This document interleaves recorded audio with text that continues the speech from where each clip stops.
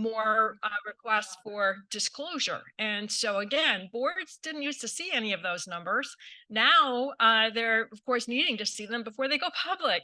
So what committee does that come to? It tends to come to the compensation committee. 49% of the S&P 500 have changed the names of their compensation committee to include something like human capital, talent, something like that. And then, as was mentioned earlier by Kwasha, I mean, more and more you're seeing boards asking questions like, well, this is a great strategy, but do you have the skills to execute on it? And again, in the old days, that was verboten. That was not a question that we only talk about top executives. They're the purview of the board. Everyone else is operational, right? Back to the line between operations and governance. Governance only covered the Section 16 officers. So what are you doing asking questions about, talent and cybersecurity in the bowels of the organization, right? But of course you have to ask that, because look what happens if you don't have the right skills in cybersecurity or the skills to deliver on your strategy. So it started to get much broader, and it tends to fall on the compensation committee. So the dilemma that the compensation committee has is, when am I crossing the line, right, between governance and operations? And how do I make sure that I observe that line, but still answer the call for showing, governance over the real risks that the corporation is facing in today's world? So that's kind of the first one I'll throw out there. Andy, you're next. Yeah, thank you so much. So the other kind of dilemma that we had talked about, in addition to balancing that operational versus governance role, is something that is still relevant today and was incredibly relevant, maybe mostly in technology, but even more broadly than that, because everyone's competing for talent, is as a compensation committee, and a little bit to Dan's point, like not just at the senior levels, but more broadly, how do you address the competition for talent?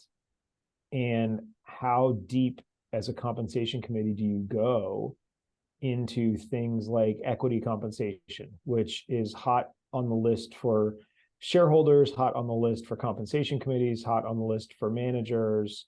How do you think about cash compensation? How do you think about programs and plans to retain people?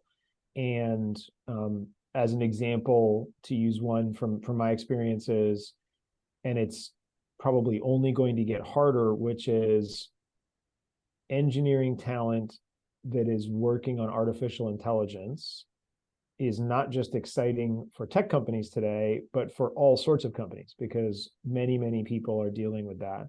And so that's a place where that rose up to the compensation committee, even though the vast majority of the people are many layers down from the executive team. And that's a topic that probably several years ago wouldn't have risen up, but now is rising up to the compensation committee. And so that's another one that we thought is a dilemma that comp committees deal with, which is, how do you set some policies that don't break the bank?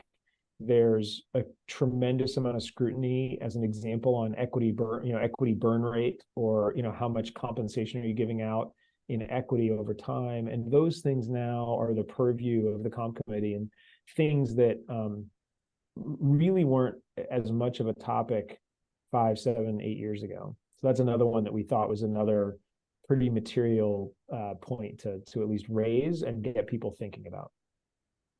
Yeah, that's a juicy one. Should we pause and ask for questions about those first two before we move on to others? Any questions?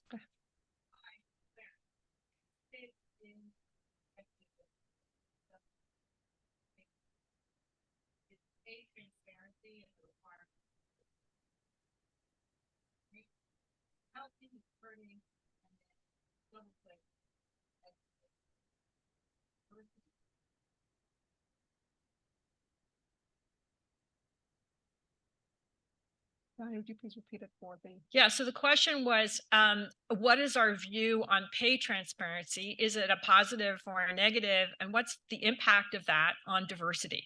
Is that correct? Okay. Andy, you don't want to go first? No, go for it, please. And then I'll okay.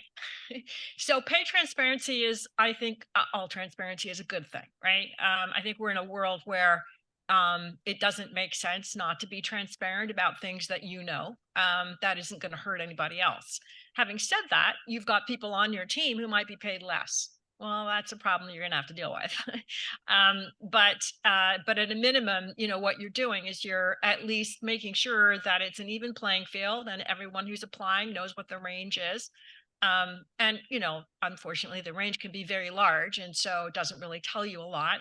But I think the concept of pay transparency is doing what it needs to do, and certainly is making sure that women who have been traditionally offered lower rates than men for the same job are not being offered something lower. And I think the same probably is true, although I've not seen the data for any other form of discrimination. But I have not seen the data on that. But the data is pretty clear for women, and I think that's why the New York City law went into place, was based on the data for women. Sure, go ahead, Melinda. Yeah. Oh, okay. Andy, go ahead. Yeah, the only thing I'd add is I think it's also valuable to think about that transparency in a couple of dimensions. So there's obviously executive transparency, but equally important, as Diana mentioned, there's sort of segmentation transparency by looking at key groups. And key groups might be by tenure, might be by gender, by race, by other things. And so to me, I think it's also important to go one level of granularity below and think about, as an organization, how are you embracing transparency to drive better decisions and empower mostly managers to make better decisions. And that is a place where I think the compensation committee can have an impact, which is not so much saying, hey, we're going to look at all the data, but more making sure there are policies and practices in place where the data is getting reviewed, and the transparency might be at the managerial level, but making sure that the analysis is being done so that you can address any systemic or broad-based issues that exist over time. So that's the other way that I think about that transparency and kind of breaking it down, because some people think about it and they're like, oh yeah, executive transparency, it's kind of in the docs and it's reported publicly, but that's very different than having really good people policies in place that allow you to do that on a systematic basis. Thanks, Andy. I think we have one more question in the audience. Yeah. I come from the financial services industry, and specifically from asset management, and investment banking and investment management are pretty, still pretty male dominated industries, especially on the investing side of things. I guess the question is, from a board governance perspective, knowing what you know now, to me, it seems like talent development, managing the pipeline really deep down is really an important key to success for management teams. From a board perspective, what do you think the best suggestions are in these industries where women and people of color have not made as much progress as other industries? What can boards be doing without stepping over into ops to make sure that they're getting the best talent, and that they're making sure that that talent gets developed and valued appropriately as the people go up the pipeline? It's such an excellent question. So I can say a couple of best practices. One is for board members to meet with high potentials. And that is now quite common. They have lunches, they have breakfast, they have, dinners, interactions with high potentials. The second one is mentoring.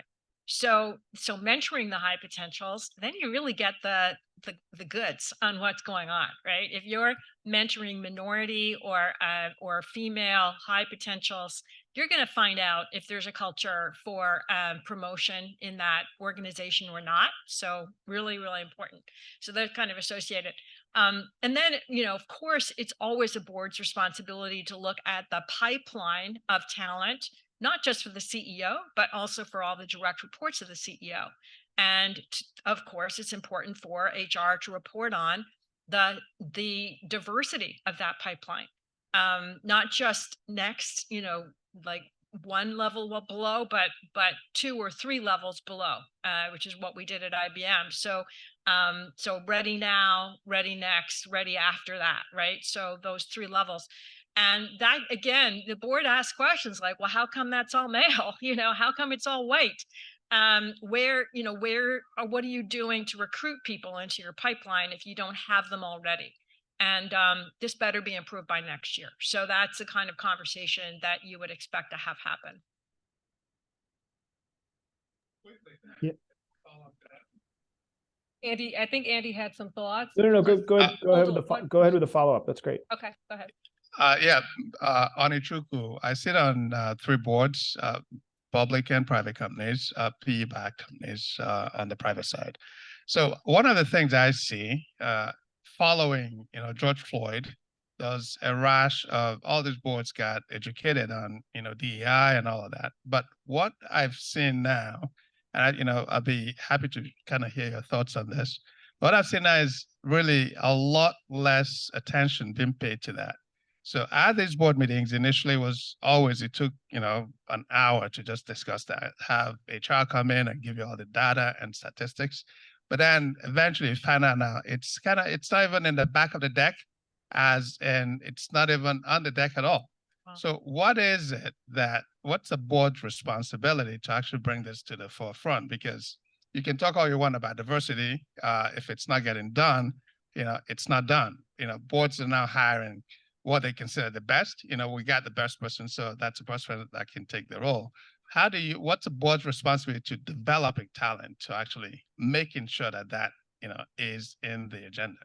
Yeah, look, here's my answer. I think it's a big difference between private and public, right? Public, you're disclosing pretty much. Your employees are requiring you, even if it's not required under, the SEC isn't requiring necessarily, but that's disclosure, right? So there's the embarrassment factor. We didn't improve over last year. What are we doing about that, right? So again, the board sees that, the board is talking about it, before it even goes out, to say, hey, you're putting something out that hasn't improved. Like, that's a problem. And of course, the employees will say the same thing. So I think public, we've got that looking pretty good. And I'd be interested to hear what your experience is. But on private, I definitely see that, because they don't have the requirements of disclosure. Now, I was on the board where the PE firm was Vista, and they required a scorecard every quarter from the company, which is a software company, on their diversity and their inclusion. And there was a long discussion if it hadn't improved. So again, it comes down to what's the PE firm thinking about? Is this important to them or not? But I think where you've got public disclosure, you've got all the public opinion, all the public disclosure that comes from not improving. And it starts to look pretty lame after a couple of years where no improvement has happened. That happened at Salesforce as an example. But what was your experience? Did you find that the public disclosure didn't move the needle? Initially, and it did, because it was part of the discussion. But then eventually it just became just another set of statistics that got thrown out there. One thing that's important, I think, to note is on the higher, cadres of executives, it's easy to see because there's transparency there. You know who's there and who's coming up. But what we've known, and which is why we have the problem we have now, is that the development of that talent and making sure that you actually get the people that can get to that level 2 and, the extended leadership team is not there. And if it's not there, 20 years from now, we're going to have the same problem. So that's kind of what I thought the George Floyd era brought to the fore, where executive teams took a special interest intentionally to actually develop talent and report to the board. Yeah. But all of a sudden, just because it's now nobody pays attention to it, frankly. Yeah. The thing I'd add is, I think there's a big distinction between having it as an agenda item on the board meeting, and to your point, it makes its way into the appendix with some data, and having it as part of the work of the committee. I think those are important distinctions. So yes, we see the data, public or private, is very different than that topic broadly. And in the case of some of the boards I'm on, it's not just about race, it's about gender and other topics. And it's part of the work plan of the committee on an annual basis. It's included in that work plan that's approved by the whole board. And I would say that can really help make sure that it's there's some tangible actions around it. And the second thing I'd say is, setting goals, and they don't have to be goals about diversity for diversity's sake, but they should be around development and managerial development. And so it could be, as an example, female mid-level managers that make their way to VP, and setting an actual target around that. And that's reported out to the comp committee over time. And that becomes part of so I think translating it into some operational metrics that can be reported out at a committee level goes a long way, as opposed to just the sort of, to your point, the anecdotal data, or maybe even real data that goes into the appendix. Yeah, I just want to add one more thing, and that is on the PE-backed board that I'm on now. When they were looking for senior executives, they would report on, who was on their list, from the search firm. And it's up to the board to say, hey, where's the diversity here? Right? What's going on? Is this all white males? This is, where's the diversity? Come back to us with a better list, right? And I mean, we went through that for about 6 months with one firm I was on the board of, because they just couldn't come up with the list. And they weren't trying hard enough. They weren't looking in the right places, and they weren't trying hard enough. And eventually they got the message, but sometimes it takes time. Any other questions?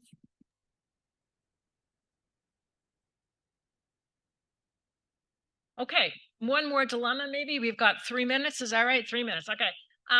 Well, here's one that comes up a lot, and that is succession. Succession for the CEO in particular is probably the most important decision a board makes. And it usually starts in the compensation committee, which has succession and has been looking at it over a period of years. But, needless to say, the CEO has their favorite person often, right? And it's really important for the board to have an objective point of view.